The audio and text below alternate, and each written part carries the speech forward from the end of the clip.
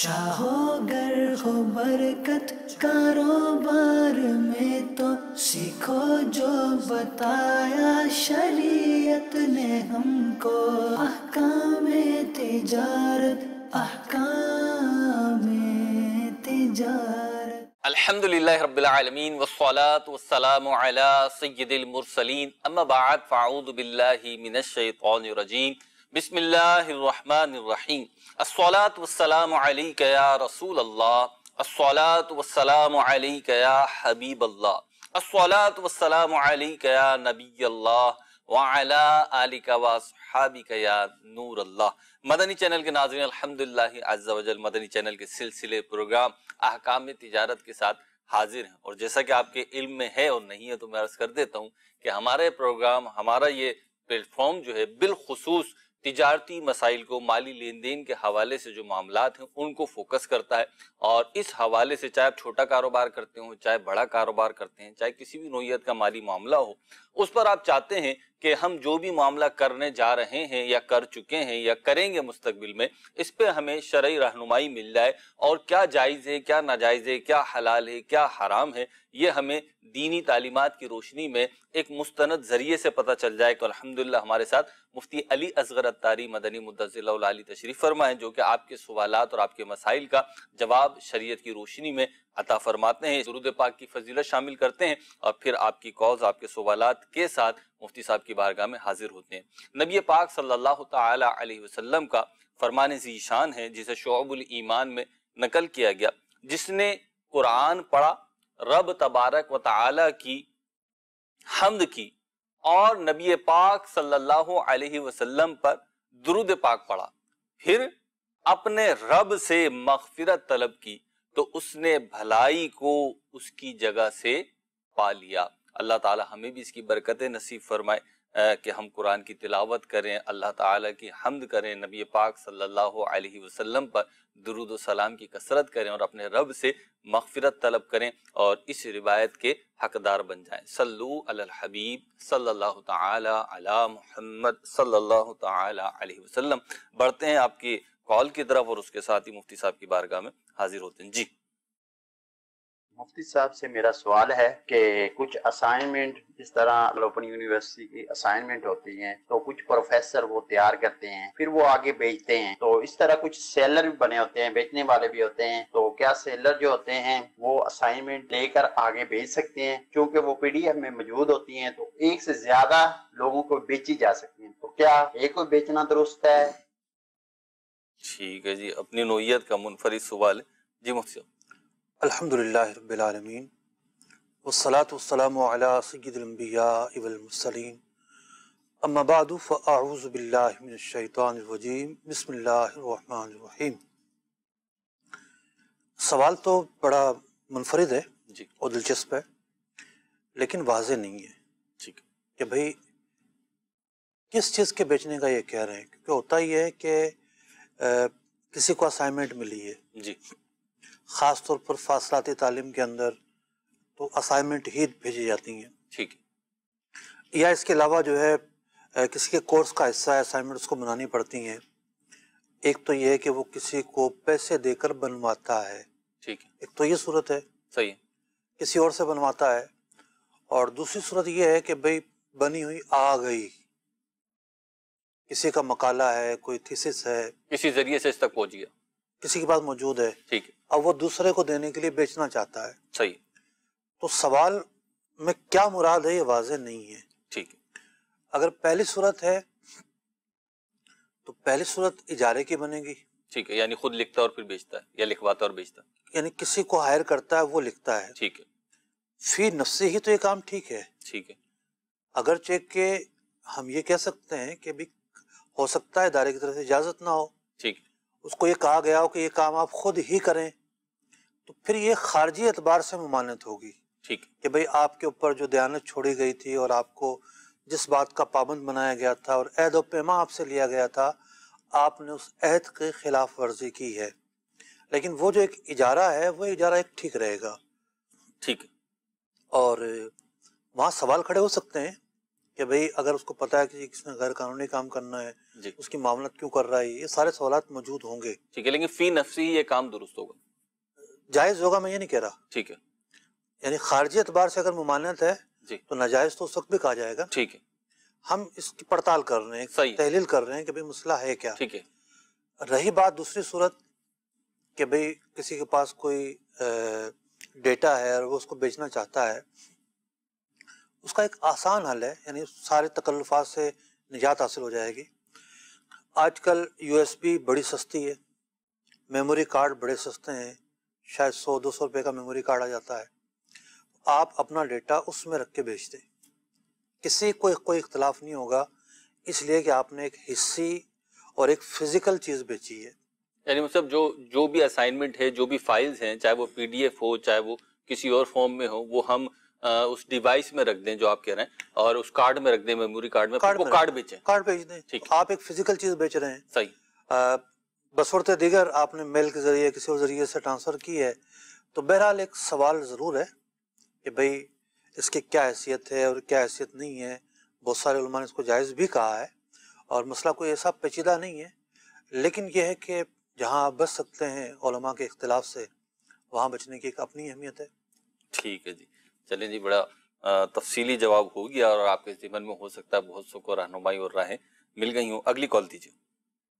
مفتی صاحب سے میں یہ عرض کرنا چاہتا ہوں کہ حضور جو غیر مسلم کے ساتھ کاروبار کرنا ہے یہ جائز ہے یا ناجائز ہے؟ اس کے ساتھ کچھ کاروبار کے اندر اٹھنا بیٹھنا لین دین اور کھانے پینے کی کچھ احتیاطیں بھی بتا دیجئے. اور ایک سوال میں نے یہ پوچھنا تھا کہ حضور جس طرح ہم لائیو اذان مدنی چینل پر سنتے ہیں تو اس کا جواب دیتے ہیں، اور جو ثواب لائیو اذان کا ہے کیا ریکارڈڈ اذان کا بھی یہ اسی طرح ثواب ملتا ہے؟ یہ شرعی رہنمائی فرما دیجیے.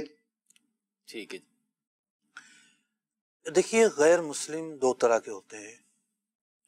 ایک غیر مسلم وہ ہوتا ہے کہ جو مسلمان ہو کر نہیں پھرا ہوتا، یعنی مثال کو نصرانی ہے، یہودی ہے، پیدائشی طور پر ہی ماں باپ کی طرف سے ہی وہی ہے. ٹھیک. اور ایک غیر مسلم وہ ہوتا ہے کہ جو خود یا اس کے ماں باپ جو ہیں وہ مسلمان رہے ہوں اور پھر وہ دین سے پھر گئے ہوں، اسلام سے بغاوت کی ہو، معاذ اللہ اسلام چھوڑ دیا ہو. اس دوسری کیٹیگری کو مرتد کہتے ہیں. ٹھیک. تو جو مرتد ہیں ان کا حکم الگ ہے، اور جو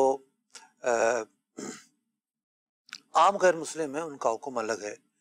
مرتد کے حوالے سے تو حتی الامکان یہی کوشش کرنی چاہیے کہ اس سے نہ خریدا جائے. کوئی مجبوری کی حالت ہے، کوئی واقعتاً ایسی دقت و دشواری ہے تو رخصت علماء نے دی ہے، اور حال ہی میں مجلس تحقیقات شریعہ کا تفصیلی مشورہ اور فیصلہ اس پر ہوا ہے. لیکن چونکہ جو ایسا شخص ہوتا ہے میروز بھائی جی، اس کے پاس جانے کے بڑے مفاسد ہوتے ہیں. عام طور پر تو ایسے افراد فتنہ پرور بھی ہوتے ہیں. ٹھیک ہے. وہ لوگوں کو بھی اپنے اس جال میں بغاوت کی طرف جو ہے نا وہ جال میں پھنسانے کی کوشش کر رہے ہوتے ہیں. اور جہاں بھی اٹھنا بیٹھنا ان کا ہوتا ہے تو ایسی باتیں ملتی ہیں، کوئی اسلام پہ حملہ آور ہو رہے ہیں، اسلام کے متعلق کوئی باتیں کر رہے ہیں، اپنے فرینڈ سرکل کے اندر بڑا کھل کے بول رہے ہیں، شکوک و شبہات پھیلا رہے ہیں، شکوک و شبہات پھیلا رہے ہوتے ہیں. تو ایسے لوگوں سے تو بچنے کی اعلیٰ درجے کی اہمیت ہے کہ یہ تو زہر قاتل ہیں، اور یہ سمجھے کہ جتنا دور رہا جائے اتنی ہی زیادہ اس میں حفاظت ہے. جو عام قسم کے غیر مسلم ہیں ان کے ساتھ لین دین ہو سکتا ہے، اور ان کے ساتھ کاروبار تجارت نوکری پر رکھنا، یا مسلمان اس کے پاس نوکری پر رہے، یہ جائز ہے، سوائے اس کے کہ کوئی ایسا کام نہ ہو جس میں مسلمان کی ذلت ہو. رہی بات کھانے پینے کی اور میل جول کی، تو دیکھیے مثال کے طور پہ کسی کا پارٹنر غیر مسلم ہے، یا کسی کا آفس میں وہ کام کرتا ہے باس غیر مسلم ہے، تو رسمی جو معاملات ہیں وہ تو ایک ہوتے ہیں، ملنا جلنا بھی ہوگا، ہیلو ہائی بھی ہوگی. کاروباری مراسم کے اندر ایسے موقع بھی آتے ہیں کہ بھی ڈنر ہوتا ہے، لنچ ہوتا ہے، کاروباری میٹنگ میں گئے، چائے آ گئی. تو یہ جو کھانا پینا اور لین دین ہے اس کی بنیاد قلبی محبت نہیں ہے. ٹھیک ہے. اس کی بنیاد رشتہ داری نہیں ہے، اس کی بنیاد ایک کاروباری کسی ہے. تو کاروباری نوعیت کے پس منظر میں یہ چیزیں درست ہوں گی، لیکن کہیں بھی کسی بھی طرح اپنے دل کے اندر جو قلبی میلان ہے اور دلی جو دوستی ہے اس کا عنصر مسلمان کو نہیں رکھنا چاہیے۔ قرآن و حدیث نے غیر مسلم کے ساتھ قلبی محبت اور دلی جو محبت اور الفت ہے وہ رکھنے سے منع فرمایا ہے۔ رہی بات یہ کہ کھانے میں کیا احتیاطیں ہوں، تو غیر مسلم کے گھر کا گوشت ہرگز نہیں کھا سکتے۔ مسلمان کے گھر سے آیا ہے یا مسلمان کے ہوٹل سے آیا ہے تو کھا لیں آپ، جبکہ آپ ایسے ملک میں ہوں کہ ہوٹلوں پر حلال گوشت ملتا ہو۔ آپ بیرون ملک میں ہیں تو وہاں یعنی غیر مسلم ممالک میں ہیں تو وہاں گوشت ملنے کے بڑے نازک مسائل ہوتے ہیں، تو گوشت کے علاوہ جو چیزیں ہیں اس کے کھانے میں کوئی حرج نہیں ہے، لیکن یہ کھانے پینے اور اس طرح کے جو معاملات ہیں اس کا دائرہ بھی محدود ہونا چاہیے۔ یہ نہ ہو کہ آپ کی ایسی بے تکلفی بڑھے، آپ اس کو اپنی شادیوں میں بلا رہے ہیں، گفٹ بھی دے رہے ہیں اور کاروباری نوعیت سے ہٹ کر جو ہے نا آپ پھیلتے چلے جا رہے ہیں۔ محدود سے محدود سطح پر رہتے ہوئے کام کاج کریں۔ ٹھیک ہے، اگلی کال دیجیے۔ کسی شخص نے کسی دوسری شخص کے ساتھ گاڑی کا سودا کیا اور رقم بھی طے پا گئی اور ادائیگی کی صورت بھی طے پا گئی کہ اتنے ایڈوانس دے گا، اتنی جو بقایا رقم ہے وہ اتنے منتھ بعد وہ یکمشت ادا کرے گا۔ یہ سودا ڈن ہو گیا، بالکل گواہوں نے بھی دیکھ لیا۔ اب کچھ دیر کے بعد جب وہ ہینڈ اوور کرنے کی باری آئی، اب وہ شخص جو دینے والا ہے وہ انکار کرتا ہے، میں ادھار پہ نہیں بیچ سکتا، میں نقد ہی دوں گا۔ اب آیا کیا یہ شخص جو ہے ایسے کر سکتا ہے یا اب اس پہ دینا وہ لازم ہو گیا ہے؟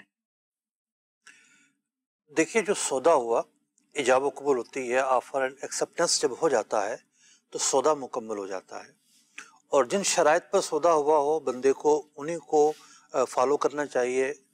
جب زبان دے دی ہے، قول و اقرار ہو گیا ہے تو انہی شرائط پر پورا اترنا اب ضروری ہے۔ البتہ فریقین کے پاس ایک آپشن ضرور ہے۔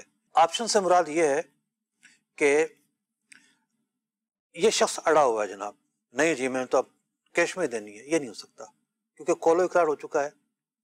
قول و اقرار ہونے کے بعد جو ہے اگر آپ کا ادھار سودا ہوا تھا تو ادھار ہی سودا رہے گا۔ اب یک طرفہ زبردستی نہیں ہو سکتی، ہاں ریکویسٹ کی جا سکتی ہے کہ بھائی دیکھیں یہ پریشانی ہے اور کیا یہ ممکن ہے کہ ہمارا یہ سودا جو ہے وہ پیمنٹ جو شیڈول تھا وہ تبدیل ہو جائے، کیونکہ فریقین رضامندی کے ساتھ پیمنٹ شیڈول تبدیل کر سکتے ہیں، لیکن قیمت میں کوئی فرق نہیں آنا چاہیے۔ جس صورت پر سودا ہوا تھا وہی قیمت رہے گی جس قیمت پر سودا ہوا تھا، پیمنٹ شیڈول میں کوئی کمی بیشی نہیں ہونی چاہیے۔ پہلا آپشن تو ان کے پاس یہ ہے کہ یہ جو بیچنے والا ہے جس کا دل یہ کر رہا ہے کہ جناب ادھار کے بعد میں نقد پیسے لوں، وہ ریکویسٹ کرے، سامنے والا قبول کرتا تو ٹھیک ہے ورنہ نہیں، کیونکہ اس کا نقصان ہے۔ اس نے اس تناظر میں سودا کیا ہے کہ میرے پاس فی الحال اتنے پیسے ہیں، بعد میں اتنے آ جائیں گے، لہٰذا میں اسے ہی سودا کر رہا ہوں۔ تو اب یک طرفہ جب سودا ہونے کے بعد آپ اڑ جائیں گے تو اس کے جو مفادات ہیں، اس کے جو بنیادی حقوق ہیں اس پر زد پڑ رہی ہے اور اس کو نقصان پہنچ رہا ہے، تو ایسا اقدام نہیں کیا جا سکتا۔ دوسری صورت یہ ہے کہ فریقین رضامندی کے ساتھ سودا کینسل کر سکتے ہیں، کینسل کر دیں، پھر کسی نئی قیمت مثال کے طور پر اس میں ہوتا ہی ہے کہ بعض اوقات جو خریدار ہے اس کو اعتراض ہوگا کہ بھائی دیکھو آپ نے تو ادھار سودا کیا تھا اور ہم نے تو تھوڑی مہنگی خریدی تھی، اب تو آپ جو ہے نا سودا نقد کرنے جا رہے ہیں، کینسل کر دیں، نئی پرائز پر سودا کر لیں، نئی پرائز پر کم کرنا چاہتے ہیں تو کم میں سودا کر لیں۔ تو یوں تقریباً 3 پہلو میں نے اس مسئلے کے بیان کیے ہیں، اس کو مد نظر رکھتے ہوئے کیا جائے۔ اگلی کال دیجیے۔ میں رضوان اطاری عرض کر رہا ہوں، مفتی صاحب کی بارگاہ میں عرض یہ ہے کہ کرپٹو کرنسی کے حوالے سے آپ کی کیا رائے ہے کہ اس کا کاروبار کرنا جائز ہے کہ ناجائز؟ جب کوئی چیز فزیکل نہیں رہتی تو پھر اس کے اندر جو خدشات ہیں، اس کے اندر جو دشواریاں ہیں، اس کے اندر جو پیچیدگیاں ہیں وہ اتنی زیادہ بڑھ جاتی ہیں کہ بڑے سے بڑا سائبر سیکیورٹی کا ماہر جو ہے نا وہی اس کو سمجھ سکتا ہے۔ تو عام طور پر یہ ہوتا ہے کہ جی قیمت چڑھ رہی ہے، محفوظ ہے، یہ ہے، فلاں ہے، فلوں ہے، لیکن خاص بٹ کوائن کے حوالے سے بھی خبریں چھپتی رہتی ہیں کہ جناب بٹ کوائن جو ہے وہ فلاں کا جو ہے اکاؤنٹ ہیک ہو گیا اور فلاں کا ہیک ہو گیا اور فلاں کا ہیک ہو گیا۔ اس پورے نظام کے اندر اتنی دشواریاں ہیں، اتنی پیچیدگیاں ہیں۔ اصل پیچیدگی کیا ہے؟ عدم تحفظ سب سے بڑا پہلو ہے۔ یعنی آپ اپنا جو ہے نا سرمایہ لگا دیں اور آپ کے ہاتھ میں کچھ بھی نہ آئے، کہاں ہے جی؟ وہ تو کمپیوٹر میں ہے. کمپیوٹر میں کہاں ہے جناب؟ آن لائن ہے. آن لائن کہاں ہے جناب؟ ڈیجیٹل والیٹ میں پڑا ہوا ہے. خود یہ جو رولز ہیں بٹ کوائن کے، یہ رولز یہ کہتے ہیں کہ اگر کسی موقع پر کسی کے پاس اتنی پاور آ جاتی ہے، کیونکہ پاور سے کھیل رہے ہوتے نہیں سب جی یعنی سب کلائنٹ جب سرور جب سب کا ایک ہوتا ہے اس سے پاور جنریٹ ہوتی ہے اور بٹ کوائن بھی اسی سے جنریٹ ہوتے ہیں. تو اگر کوئی اس کو خریدتا 50 کیا 51% اس کے پاس آ جاتے ہیں تو وہ کسی کے بھی والیٹ جو ہے وہ خالی کر سکتا ہے. یہ ایک رول ہے. تو بتائیے ایسے رول ہیں اس پورے سسٹم کے. آپ نے جناب وہ اربوں روپے رکھے ہوئے تھے اپنے والیٹ کے اندر، ڈیجیٹل والیٹ کے اندر، اور ایک موقع پر اگر یہ صورتحال پیدا ہو جاتی ہے تو کوئی بھی اس کو خالی کر سکتا ہے، یعنی جو جس کے پاس 51% پاور آ گیا. تو آپ کیا کہیں گے؟ میری بات سے اتفاق کریں گے نا کہ عدم تحفظ ہے اس کے اندر. اس کے اندر بہت سارے خدشات ہیں. سیکیورٹی نہیں ہے. سیکیورٹی نہیں ہے، نہ کوئی سیکیورٹی کی بات جب بھی آتی ہے بھئی کون سیکیورٹی اٹھائے گا؟ کون ضامن بنے گا؟ کوئی فرد کوئی ایک سوال پیدا ہوتا ہے نا. جی. نہ ملک کی سرپرستی ہے کہ بھئی اسٹیٹ بینک کہے، کسی ملک کا ریزرو بینک کہے کہ جی ہم جو نا کھڑے ہیں اس کے پیچھے اور ہم تحفظ دیں گے، تو صورتحال تبدیل ہو جائے گی. ٹھیک ہے، بالکل یکسر تبدیل ہو جائے گی. صحیح. جو عدم تحفظ کی بات ہو رہی ہے پھر وہ نہیں کی جائے گی. اس وقت تو عدم تحفظ سب سے بڑا جو ہے وہ ایک نقطہ ہے جس کی وجہ سے ہم اس کو جائز نہیں کر سکتے. اب مفتی آپ نے جو گفتگو فرمائی، ظاہر سی بات ہے مجھے اندازہ ہے کہ یہ تو آپ نے مدنی چینل پر ناظرین کے لیے چند چیزیں آپ نے بیان فرمائی ہے، نہیں تو کئی سال سے آپ اسے فالو کر رہے ہیں اور اس پہ ریسرچ کر رہے ہیں آپ. لیکن مسئلہ اس میں ایک چیز یہ آتی ہے کہ جو ایک عام بندہ ہے، عام فرد ہے، جیسے سائل نے جو سوال کیا، ہو سکتا ہے یہ بھی عوامی اس میں ہی دیکھیں آپ، تو اس کے بعد فون آتا ہے، اس کے بعد میسیجز آتے ہیں، اس کے بعد میلز آتی ہیں کہ جی آپ اپنی انویسٹمنٹ کیجیے. آپ کیا پیسے والے نہیں بننا چاہتے؟ آپ نہیں چاہتے کہ گھر بیٹھے بٹھائے جو ہے آپ کو منافع ملے؟ ابھی مجھے معلوم ہوا، پچھلے ہفتے کی بات ہے، کسی کے بعد میسیج آئے اسی طریقے سے کہ کرپٹو کرنسی میں اپنے جو ہے انویسٹمنٹ کریں اور $10 سے آپ شروع کر دیں، $20 سے آپ شروع کر دیں اور گھر بیٹھے بیٹھے جو ہے $20 سے کرپٹو کرنسی کہاں سے آئے گی؟ وہ جو میسیج تھا وہ خلاصہ عرض کر رہا ہوں اس کا. تو انہوں نے معذرت کی کہ جی میری اس میں دلچسپی نہیں ہے. تو پھر وہ سوال در سوال نا کہ آپ مطمئن ہوئیں اور جو اس کے خلاف افواہیں ہیں، سازشیں ہیں، ہم اس کا جواب دیں گے، ہم آپ کو مطمئن کریں گے. بہت سارے لوگوں سے جب بات ہوئی تو وہ انویسٹمنٹ نہیں کرنا چاہتے تھے، لیکن جب ہم نے اس کے فوائد، اس کی چمک دمک، یہ تو میں کہہ رہا ہوں چمک دمک دکھائی تو وہ انوالو ہو گیا. اب اس میں ہوتا یہ کہ عوامی سطح پہ اگر آپ دیکھیں کروڑوں اربوں لوگوں کی آبادی ہے، اگر $1 یا $2 $10 کی بھی انویسٹمنٹ لوگ کرتے ہیں تو پھر وہی حال ہوتا ہے جو آپ فرما رہے ہیں کہ لاکھوں کروڑوں. تو اس سے کیسے بچیں گے عام عوام؟ دیکھیے مارکیٹنگ تو ہر شعبے کی ہوتی ہے نا جی. کون سا شعبہ نہیں ہے مارکیٹنگ نہیں ہو رہی. اور اگر کسی کی عادت ہے پرانا اخبار پڑھنے کی ٹھیک ہے، تو وہ اشتہار اس نے ضرور پڑھے ہوں گے کہ جناب ایک خاتون ہے، امیر گھرانے کی، جائیداد کی مالک ہے اور ایک اچھا سا شریف سا رشتہ چاہیے، اور پتہ چلا کہ جناب فراڈ تھا اور پیسے ویسے بٹور کے وہ دفتر ہی بند ہو گیا. جی یہ بھی مارکیٹنگ ہے نا. ٹھیک. اچھا پھر اور نہ جانے کس چیز کے نام پہ مارکیٹنگ ہوتی ہے. ٹھیک. اخباروں میں اشتہار چھپتے ہیں. تو ہم نے صرف یہ نہیں دیکھنا کہ مارکیٹنگ ہو رہی ہے یا کوئی آپ کو جو ہے نا وہ سبز باغ دکھا رہا ہے. آپ نے یہ دیکھنا ہے کہ آپ کا تحفظ، آپ کے پیسے کی ضائع ہونے کا چانس، رسک کتنا ہے. اور ہر شخص صحیح بات یہ ہے کہ اس کا فیصلہ نہیں کر سکتا. اس کی وجہ یہ ہے کہ ہر شخص کو ایکسپرٹ نہیں ہوتا. ٹھیک ہے. اس لیے جال میں پھنسنے والے پھنستے بھی ہیں. ٹھیک. دنیا جو ہے نا اسی چیز کا نام ہے کہ دنیا میں سنبھل کر چلنا بڑا مشکل ہوتا ہے. ٹھیک. اگر جینے کی خواہش ہے تو کچھ پہچان پیدا کر، یا پھر جن لوگوں کو پہچان ہے ان کی باتوں پہ عمل کر لیں. چلیں جی اگلی کال دیجیے. میں ارشاد قریشی ہند سے بات کر رہا ہوں. مفتی صاحب کی بارگاہ میں میرا سوال ہے کہ میرے پاس میڈیکل لائسنس ہے، کیا میں اس لائسنس کو کرائے پہ دے سکتا ہوں؟ اور اگر میں اس کو کرائے پہ دوں، اگر وہ آدمی کچھ اس کا غلط استعمال کرے تو کیا اس میں میری بھی پکڑ ہوگی؟ ٹھیک ہے جی. بہتر یہ ہے کہ آپ ہند کے علماء ہی سے یہ مسئلہ پوچھ لیں، کیونکہ فقہی طور پر یعنی لائسنس کو کرائے پر دینا جو ہے گھر کو کرائے پر دینے کی طرح نہیں ہے، بلکہ یہ آپ ایک جو رائٹ ہے اس کے ذریعے ایک فائدہ اٹھا رہے ہیں. تو اگر ہند کے علماء آپ کو اجازت دیں تو ایک الگ بات ہے. اب فی الحال ہم تو اجازت نہیں دیتے. ٹھیک ہے. اگلی کال دیجیے۔ مفتیان کرام سے میرا یہ سوال ہے کہ اگر ہم کسی کو کوئی گاڑی مثلاً 6 لاکھ روپے میں دیتے ہیں اور اس سے یہ طے ہوتا ہے کہ 1.5 سال کے بعد وہ گاڑی ہمیں نہیں دے گا، اس کی قیمت نئی کی تقریباً 8.5 لاکھ 9 لاکھ ہے، تو کیا ایسی صورت میں یہ جائز ہے؟ اگر ناجائز ہے تو ایسی کون سی حالت ہے جس میں یہ جائز ہوگا؟ اس مسئلے کا جواب عطا فرمائیں۔ پہلے یہ گاڑی بیچتے ہیں 6 لاکھ میں؟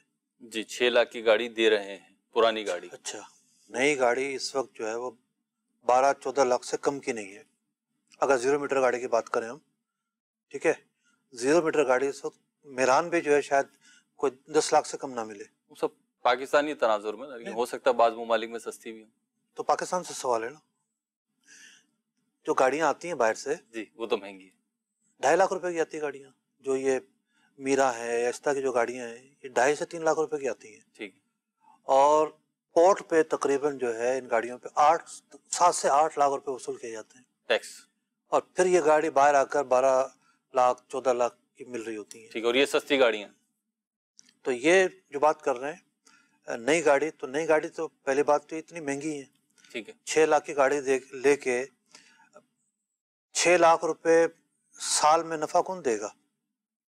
جی ٹھیک ہے، بظاہر تو ان کا سوال نہیں عملی طور پر ہی ممکن نہیں ہے نا، ایک سال میں 6 لاکھ روپے پر 5-6 لاکھ روپے کا نفع دے گا کون؟ جو ایسا دعویٰ کرتا ہے، آپ پہلی بات تو یہ سمجھ لیں وہ فراڈیا ہے، اتنا بڑا نفع نہیں دیا جا سکتا۔ ظاہر بات ہے کرائم سے پہچانا جاتا ہے نا، فقہ نے بھی تو لکھا ہے نا کہ بھئی چوری کا مال نہ خریدا جائے، جی قرینے سے پتہ ہے کہ چوری کا ہے، ٹھیک ہے، تو وہاں قرینہ بھی تو کام کرتا ہے۔ صحیح ہے، ایک بندہ آ گیا کتاب لے کے کہ جناب یہ بڑا اہم ترین نسخہ ہے، مخطوطہ ہے، اور یہ اتنے کا بیچوں گا، اس کے نہ ابا کتاب پڑھنے والے تھے نہ دادا کتاب پڑھنے والے تھے، وہ کہاں سے لے آیا جناب؟ یہ ٹھیک ہے، ایک قرینہ موجود ہے۔ صحیح، تو قرینہ یہی کہہ رہا ہے کہ ایسا شخص فراڈ کر رہا ہے، اور نئی سے آپ کی مراد اگر یہ ہے کہ تھوڑی اچھی کنڈیشن والی ہو، 6 کے بجائے 7-8 والی ہو، یہ بھی مراد ہو سکتی ہے، تب بھی یہ طریقہ ناجائز ہے۔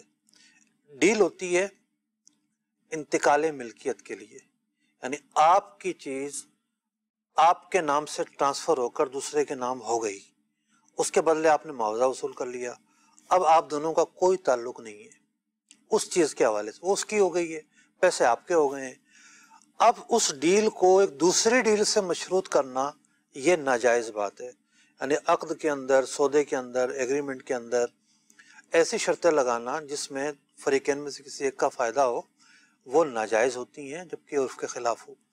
تو اگر اس تناظر میں لیا جائے کہ بھی کوئی فراڈ وارڈ نہیں ہے، تب بھی یہ جو صورت ہے یہ ناجائز ہے۔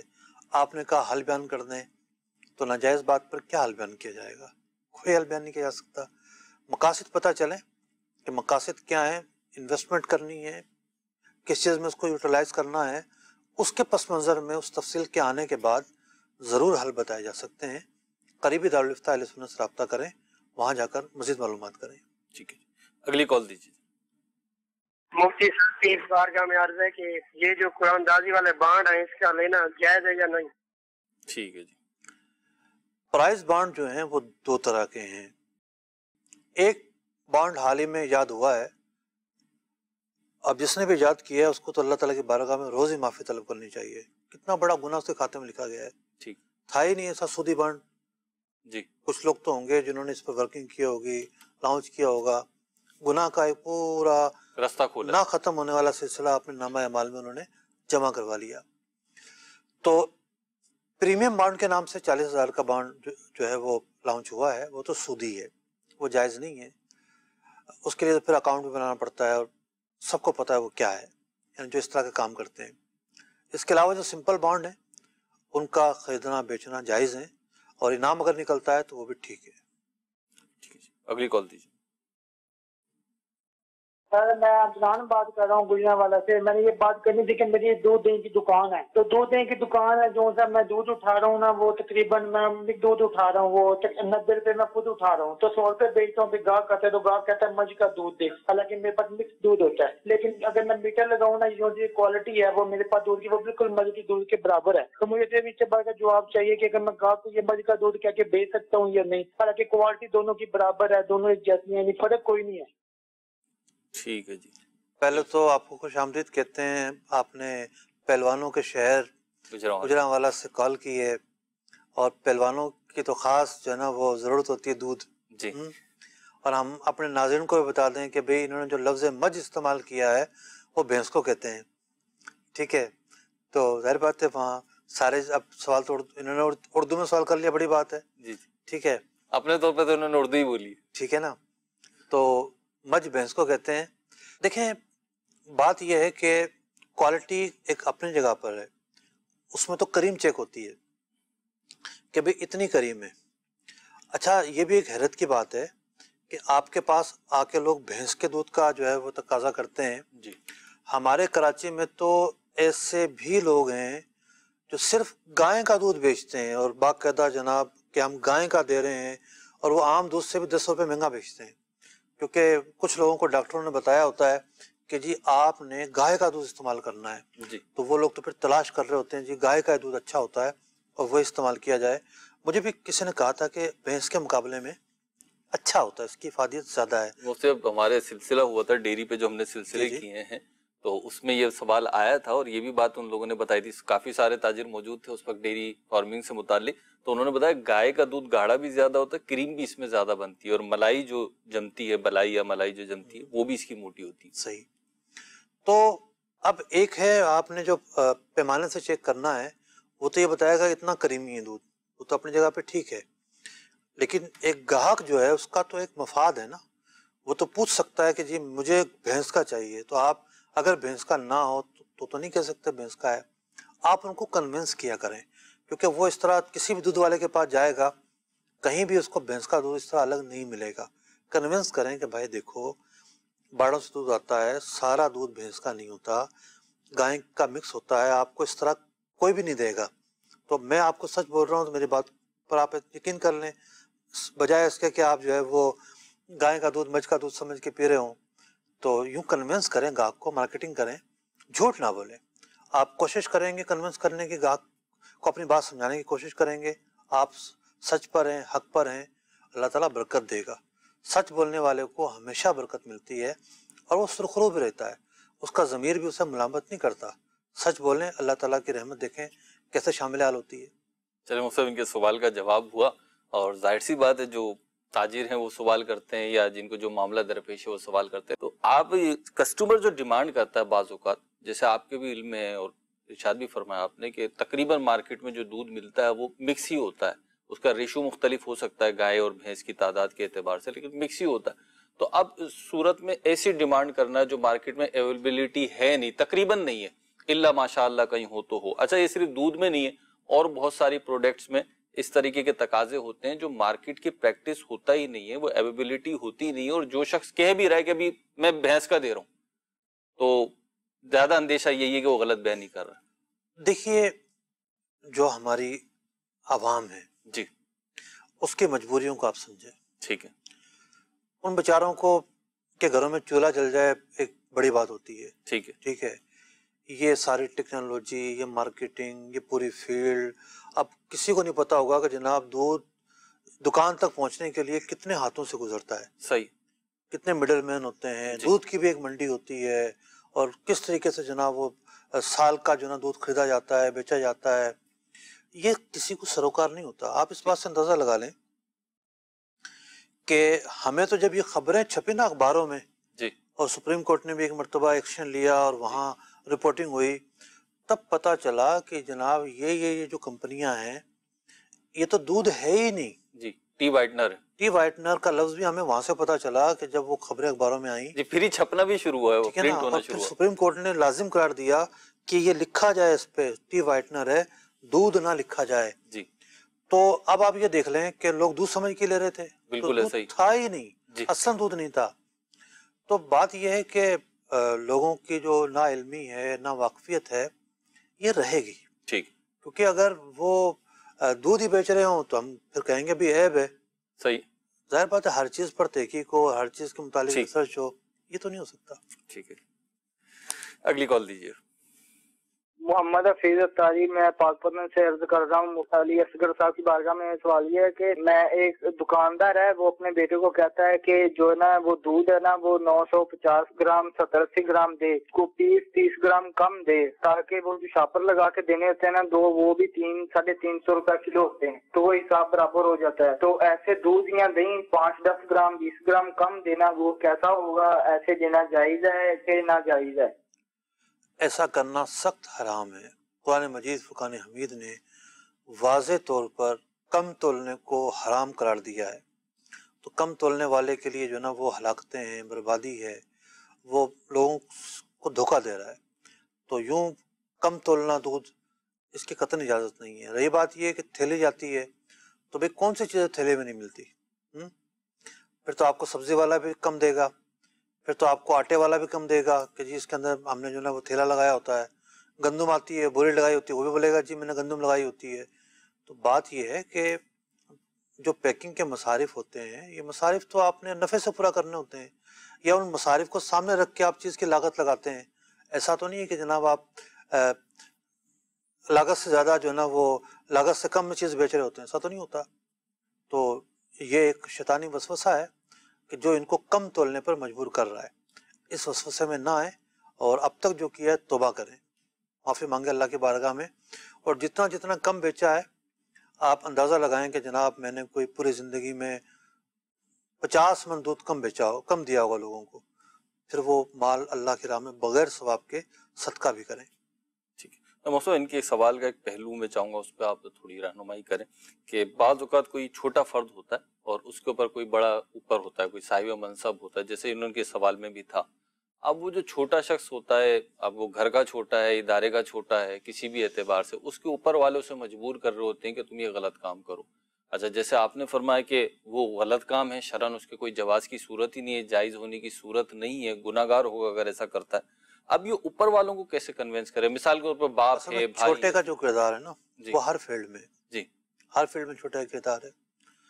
اور جرائم کی دنیا کی جو نسل چلتی ہے وہ اسی طرح کے چھوٹوں سے چلتی ہے. اللہ، ہر مجرم اپنے سیکنڈ کو کنونس کرتا ہے، وہ مجرم بنتا ہے. جی.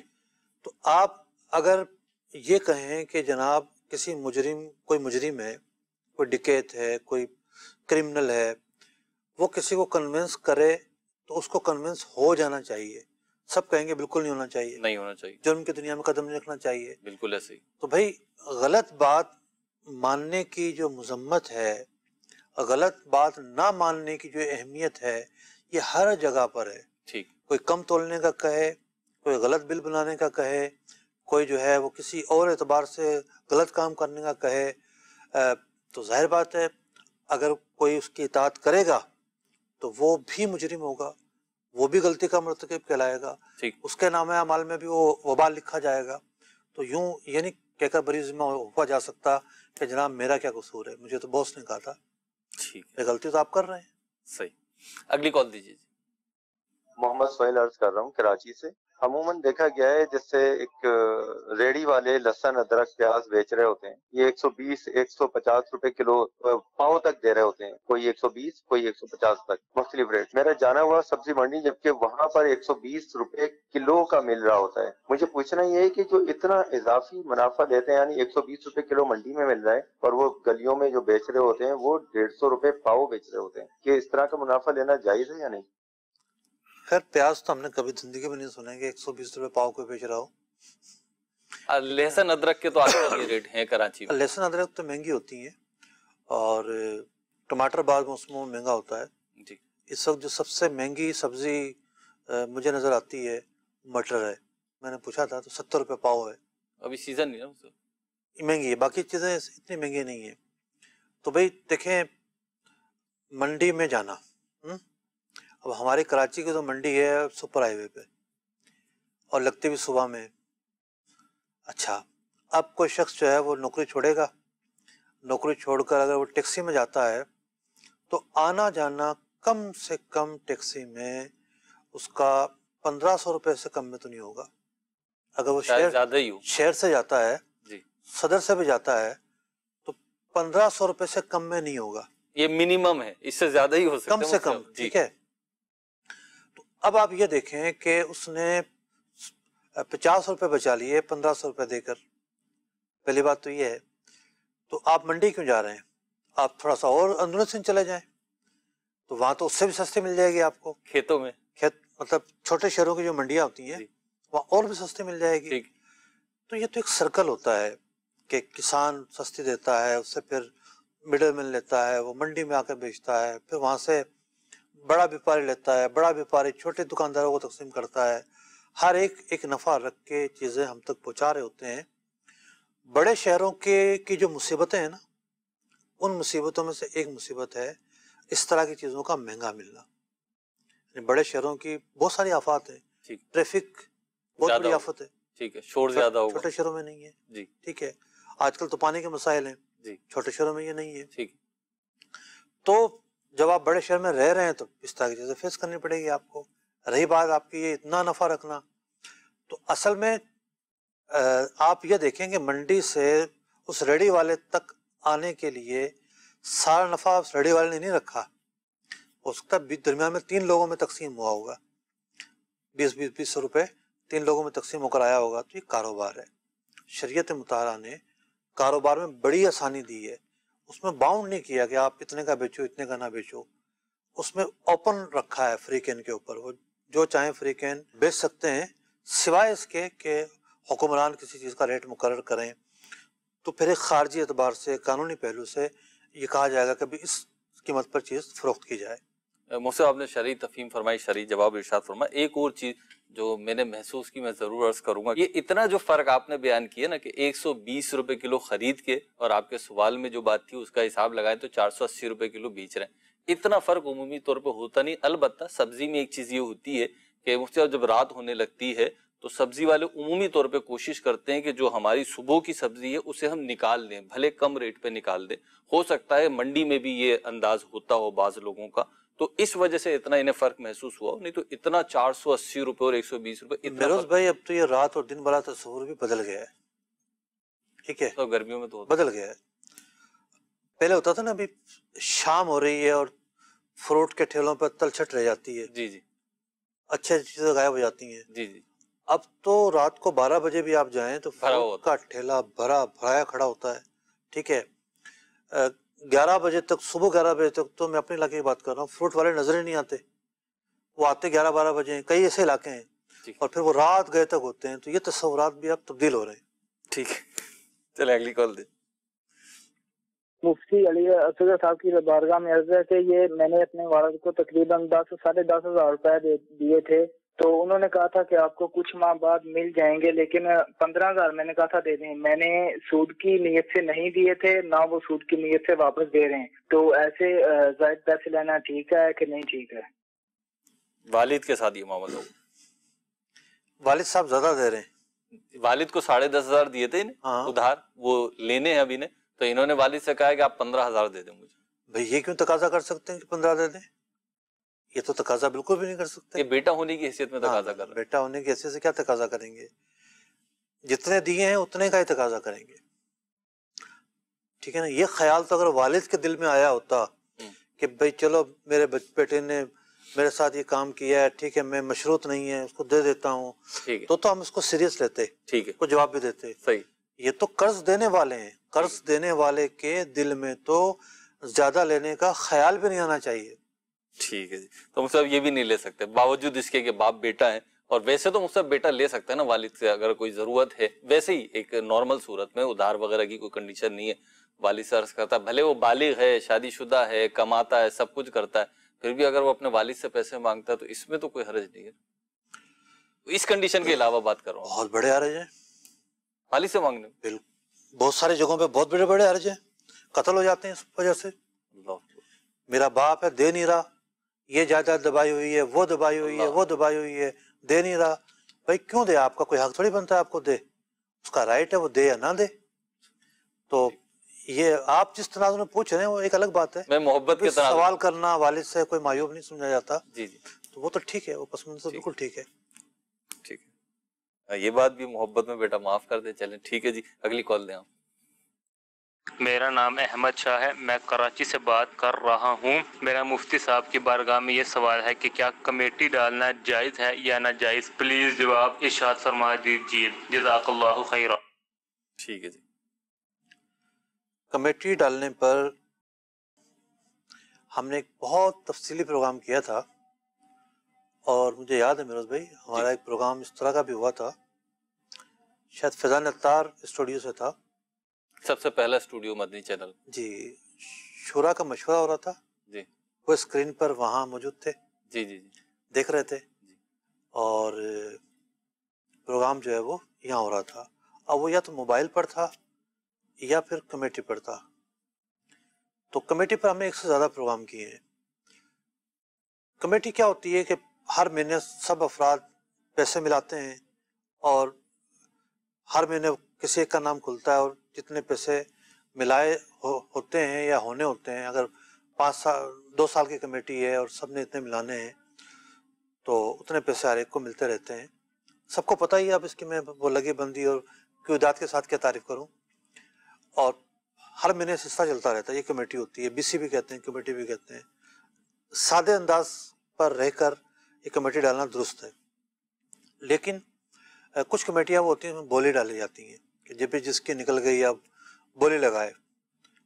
اگر 2 لاکھ روپے کی نکلی ہے تو جو کم کی بولی لگائے گا اس کو دی جائے گی۔ 1,90,000 میں لینا چاہے، 80,000 میں لینا چاہے، اس کو دی جائے گی۔ اب اگر 1,80,000 میں کسی نے لی ہے، 20,000 روپے بچ گئے، ٹھیک ہے، وہ پھر تقسیم کر دیے جائیں گے۔ صحیح، یہ سودی معاملہ ہوگا، اللہ اکبر۔ تو یہ سود کا ارتکاب ہوگا، پیسے کو پیسے کے بدلے میں خریدا گیا ہے، کمی بیشی کے ساتھ اور ادھار کے ساتھ۔ تو سمپلی جو کمیٹیاں ہوتی ہیں وہ ڈالی جا سکتی ہیں۔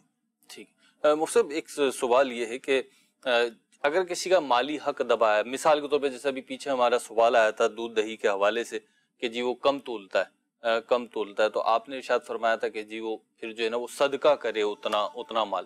تو اگر اس کے جس کا مال دبایا ہے، بھلے اسی بات کو ہم لے لیں دودھ دہی والی کی، کہ جس کو کم تول کے دیا ہے وہ پرٹیکولر ہے، وہ پتہ ہے کہ اس کو میں نے اتنا کم دیا تھا، تو اب اس کو دینا ضروری ہوگا؟ دیکھیں، مختلف نوعیتیں بنیں گی، ٹھیک ہے، مختلف نوعیتیں بنیں گی، کیا صورتحال ہے کہ اس کو ہی دینا ضروری ہے کہ نہیں ہے۔ ٹھیک، مختلف نوعیت ہوں گی۔ اگلی کال دیجیے، آخری کال شامل ہے، سلسلہ کرتے ہیں۔ مفتی صاحب کی بارگاہ میں سوال عرض ہے کہ میں نے بھائی کو 2 لاکھ روپے دیے اور وہ بکریاں لائے، اب آگے کاروبار ہم دونوں کس طرح چلائے، رہنمائی فرمائیں۔ اچھا جی، بکریاں لائیں، آپ نے بھائی کو دیے، وہ بکریاں لائے، اب اس سے آگے کیا ہونا ہے تو بتائیں۔ بھئی ایک صورت یہ ہے کہ آپ ادھار میں، اگر آپ نے اپنے بھائی کے ساتھ بکریاں پالنی ہیں، اس کے پاس پیسے نہیں ہیں، تو آدھی بکریاں ان کو بیچ دیں، ادھار میں بیچ دیں، ٹھیک ہے؟ ٹھیک، جب آدھی بکریاں بیچنے کا مطلب یہ نہیں ہے کہ بکریوں کا نگ کر کے بیچیں گے آپ، کہ بھئی یہ 20 ہیں، 20 بکریاں آئیں، 10 آپ کی ہوں گی، 10 میں نہیں، ہر بکری کا آدھا حصہ بیچ دیں، ٹھیک ہے، یعنی 20 میں ہر آئٹم میں، ہر نگ میں دونوں کا حصہ ہوگا، ٹھیک ہے۔ اس طور پر آپ آدھی بکریاں اس کو بیچ دیں، سال کے ادھار پر، 2 سال کے ادھار پر، ٹھیک ہے، تو وہ آپ کا پارٹنر بن گیا۔ مطلب یہ ڈیوریشن طے کرنا ضروری ہوگا؟ ہاں، ہر خرید و فروخت جو ادھار میں کی جاتی ہے، مدت ادائیگی جو ہے وہ طے کرنا ضروری ہوتا ہے۔ ٹھیک، اب یہ دونوں کی ملکیت اور پراپرٹی ہو گئی، صحیح ہے، اب خرچ دونوں کا، صحیح ہے، مر جائے نقصان دونوں کا، ٹھیک ہے، اس تناظر میں یہ چلتی رہے، اور پھر جب یہ بکیں گی تو وہ جب پیسے وصول ہوں گے اپنی ادائیگی کر دے۔